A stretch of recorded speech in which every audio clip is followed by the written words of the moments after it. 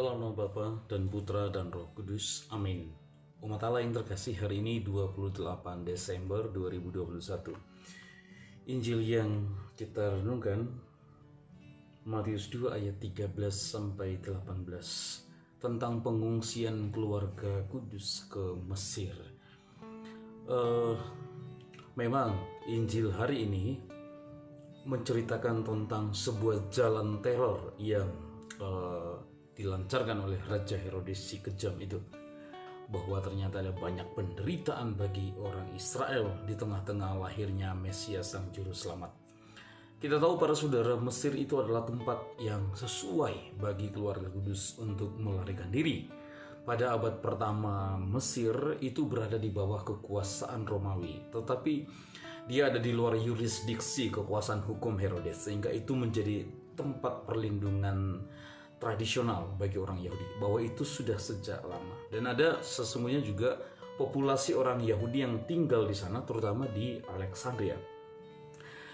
Secara lebih luas, kisah tentang seorang tiran yang jahat, Herodes, yang membunuh anak laki-laki, dan tentang Yesus yang lolos dari maut oleh orang tuanya Yosef dan Maria yang melarikan diri ke Mesir, tidak akan membantu kita untuk mengingat kisah Musa dan Exodus, kisah keluaran orang Israel dari Mesir.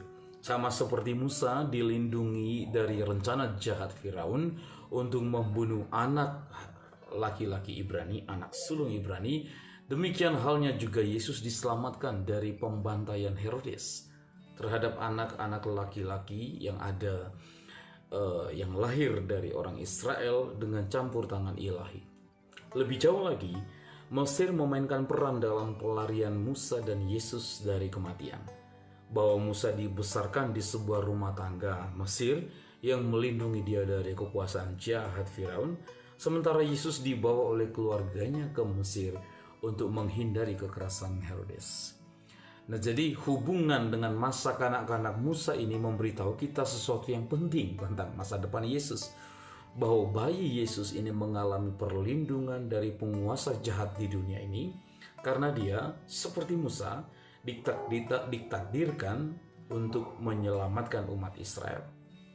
Seperti yang dikatakan oleh Matius bahwa Yesus akan menyelamatkan manusia dari dosa mereka.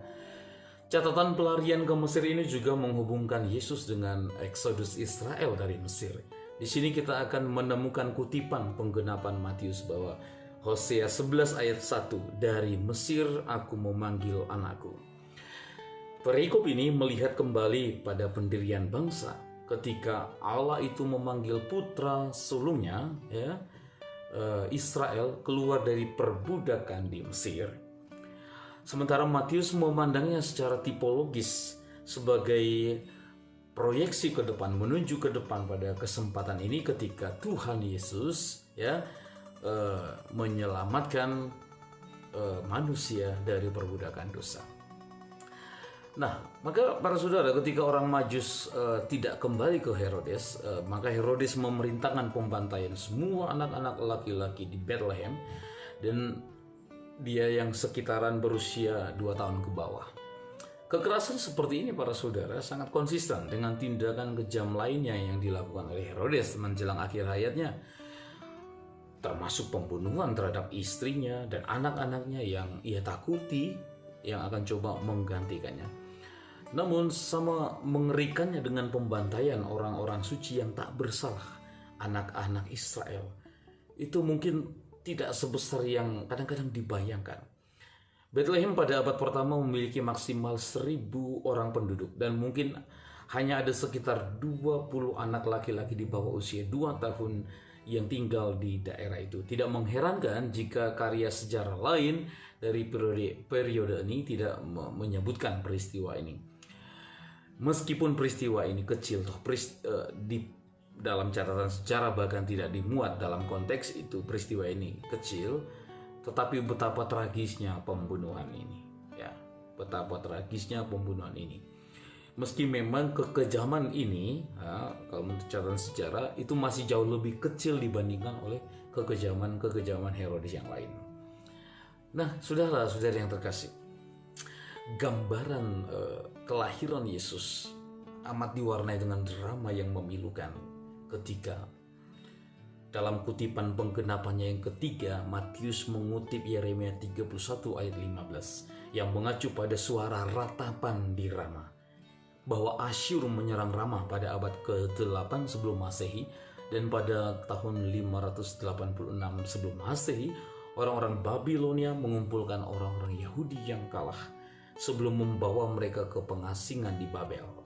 Inilah sebabnya bahwa Yeremia mengatakan bahwa suara sedih dari Rama adalah Rahel yang menangisi anak-anaknya. Sebagai istri patriark Yakub, Rahel mewakili ibu pemimpin Israel yang agung. Jadi dalam konteks aslinya, nubuat ini menggambarkan bahwa Rahel menangisi keturunannya saat mereka dibawa ke pengungsian. Matius juga menggunakan nubuatan ini untuk menggambarkan Bethlehem sebagai kota duka yang baru, karena kengerian baru ini telah menimpa umat Allah di sana. Mari para saudara, kita coba masuk dalam refleksi Natal yang semakin hari semakin mendalam. Setelah kemarin kita berbicara tentang Yesus Sang Raja Damai yang lahir, tetapi tidak lama sesudahnya Yesus harus mengungsi ke Mesir untuk menghindari kejahatan Herodes ini. Begitulah nasib yang dialami oleh Tuhan kita Yesus Kristus. Akankah kita para saudara sebagai pengikut Yesus mau, berani, dan rela untuk mengorbankan diri kita demi Kristus, demi cinta kita kepada Kristus? Dan itulah yang menjadi benih pertumbuhan umat Allah yang baru. Bahkan anak-anak yang berusia 2 tahun ke bawah ini menjadi martir-martir yang luar biasa bagi pertumbuhan jemaat Allah yang baru. Bukan penderitaan sesuatu yang kita cari-cari, tidak, tapi penderitaan akan selalu ada di tengah-tengah atau di sekitar murid-murid Yesus ketika mereka berani membela kebenaran, mereka berani membela kehidupan. Tidak sedikit tantangan di zaman ini yang mengharuskan kita untuk harus mengalami kemartiran, ya. Mungkin bukan hanya martir darah, tapi juga martir putih. Kita dikucilkan, kita dihina, kita diejek, kita diasingkan. Itu adalah bagian dari itu semua. Adalah bagian dari partisipasi kita. Nanti puncak penderitaan akan dialami oleh Yesus Sang Mesias itu sendiri ketika ia menebus manusia dengan kematiannya di salib. Semoga misteri Natal ini tidak lalu membuat kita kehilangan sukacita bahwa Yesus sudah masuk dalam drama kehidupan manusia. Segala situasi akan ia masuki, bahkan situasi yang paling eksistensial dalam hidup kita, kematian, dan juga wakil-wakil dari itu semua telah ia masuki. Semoga kita juga senantiasa berani masuk dalam situasi itu tanpa kehilangan pegangan utama kita, yaitu Yesus Allah yang telah menjadi manusia. Tuhan Yesus memberkati kita semua, Bapa dan Putra dan Roh Kudus. Amin.